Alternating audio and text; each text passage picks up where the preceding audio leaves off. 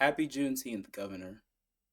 Your work this year has been nothing short of exemplary, and I thank you so much for all the steps you've taken, from your solution to our risky fiscal policy, to the trade deals with other countries, and even speaking up against the human rights violations taking place in our own country, not just to immigrants, but even to our citizens under this regime. The work that you've done is something that I can be proud of as an Illinoisan. And I've long felt that we as Illinoisans should step up, that we should be able to represent our state with honor, with pride, as we are a strong donor state with a huge population and a lot of needs to be met. That being said, we are now living in a time where America is backsliding, where our democracy is being attacked, where all of our allies, including the rest of the G7, have lost complete faith in us. And so, you've seen a rise in those in my generation trying to force our way in so we may mitigate any more effects. Other legislators have tried to take a moderate stance on this situation, which relates, no, which mirrors a situation in which you have two men, one saying, "Meet me in the middle," and as one steps forward, they step back. America has moved 3 times as right as they have left, sliding further and further into authoritarianism. It all started with Reagan and the Heritage Foundation backing him under this slogan, and now we've seen a culmination of everything that they wished to bring. With that being said, let me actually say why I'm here.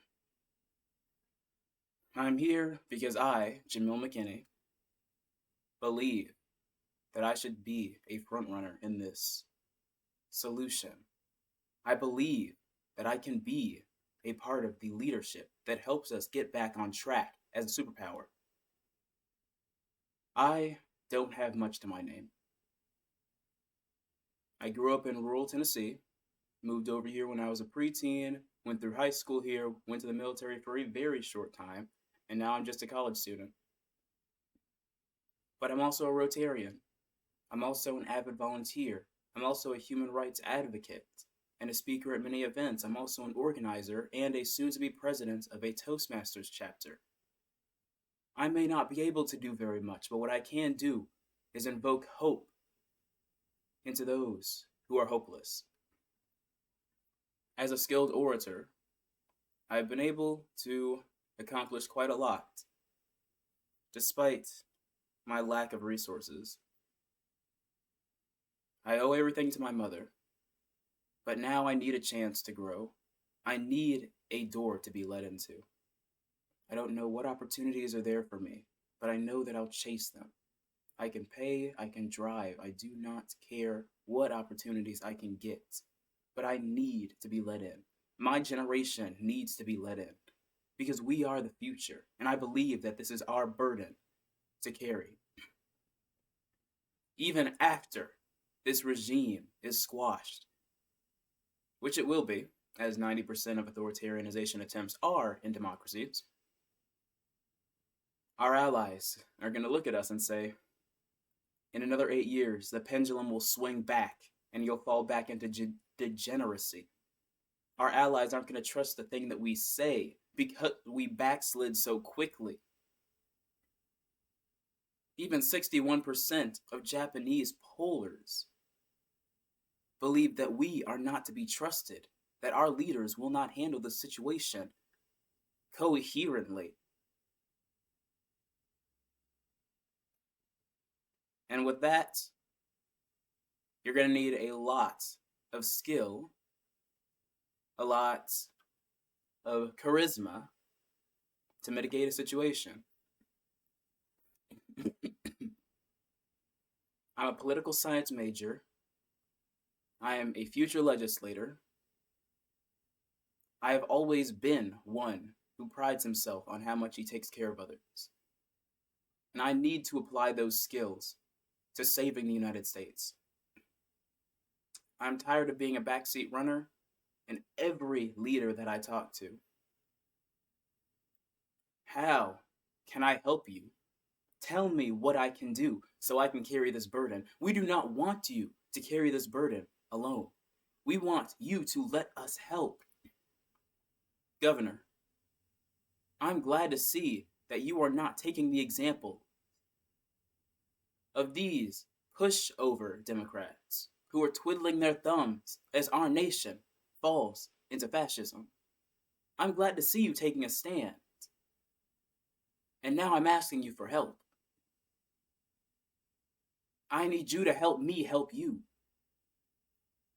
Whether it's me sitting in the background, whether it's me listening in, I, a young Southern Illinoisan, black male, need a way to be a part of this movement. My entire life has been filled with turmoil because of the decisions of people that I don't even know. Ever since before I was in kindergarten, people that I know and love were suffering, and I couldn't do a thing about it. Again, when I was 10, again, when I was 14, again, when I became an adult. Tragedy after tragedy after tragedy. It never ends, and I don't believe that it can be like that, because it is easy. It is easier to ignore. It is easier to sit behind and let these things happen. It is easy to fall into complacency. But that's why we have to be intentional with our actions. And that is why I'm not afraid to ask for help. Every good thing we do has to be done with intention. That is how we grow. That is how we succeed. There is no such thing as an accidental benevolent leader, an accidental revolutionary. In order to make something of yourself, you have to want to. Otherwise, you slide into normalcy and just take whatever comes as a result. I don't want to do that. I live in District 113, and I do plan to run for state representative in 2026 because I'm old enough, and I believe I have a fighting chance. Even if I don't, even if I lose, I'm going to keep pushing until the very end. I will never give up. So the sooner that I can receive that helping hand, the better. Because whether I get a leg up or not, I'm going to keep climbing, and you will see my face again. But thank you for your time, Governor, and thank you for your service to our country.